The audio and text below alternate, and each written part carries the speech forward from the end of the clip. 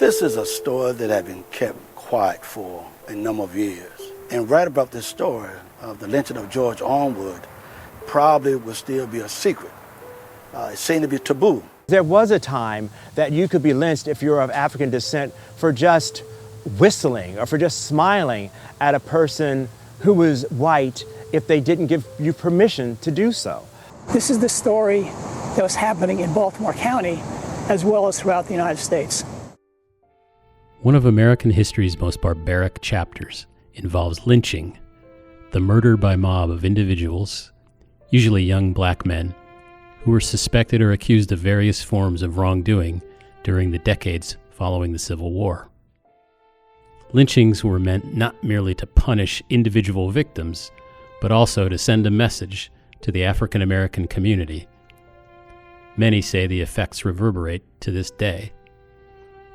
More than 3/4 of these killings took place in the former Confederate states, but hundreds happened elsewhere, including at least 44 in Maryland. The last was the hanging and mutilation of a young day laborer named George Armwood in Princess Anne on the Eastern Shore in 1933. More than a third of Maryland's lynchings were carried out within what is now a 45-minute drive of downtown Baltimore. I can't help but think about, like driving on I-270.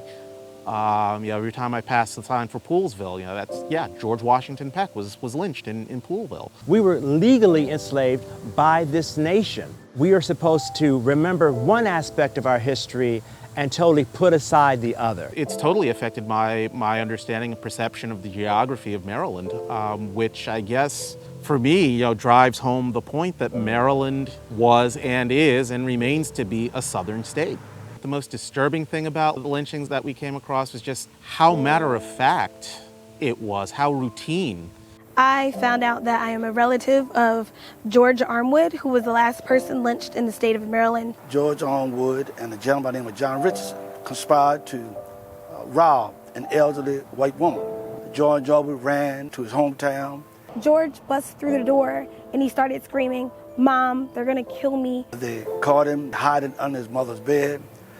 They put a rope around his neck and, of course, drug him into Princess Anne. She said maybe a couple of days later, they had told them that they were going to be sending him up to the Baltimore area. The town was quiet, bring him back to Princess Anne. Well, as fate would have it, as soon as they brought him back in town, and word spread, they was back at the Princess Anne jail, a crowd gathered.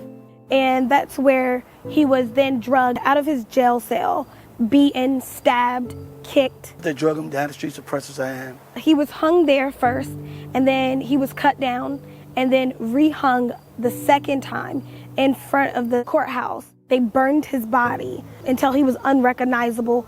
Parents brought their children by so they could see what happens to blacks who allegedly abuse white women. To me, these things are still happening. Men are still being killed in the street by authorities. It's the same as a lynching. Before these men are ever going to court, they're being shot and they're being killed. The NAACP was kind of dormant, but the Armwood lynching and Matthew Williams lynching galvanized the black community, black and white community, I might add.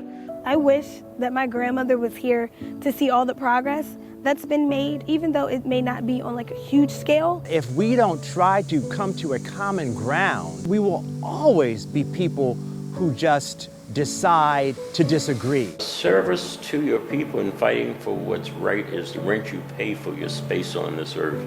And if God open your mouth, don't ever let any man or woman shut it when you're fighting for the rights of your people. Our blackness isn't something that we cherish enough. And our history isn't something that we cherish enough, whether it's good, bad, or indifferent. I want to be able to know it all. It's important to know your past. It's important to know the history and discuss it in order for any type of healing and reconciliation to ever take place. You can't have reconciliation, any meaningful reconciliation, until we know the truth. And as long as we continue to ignore this admittedly painful truth in American history, we will never have any meaningful reconciliation.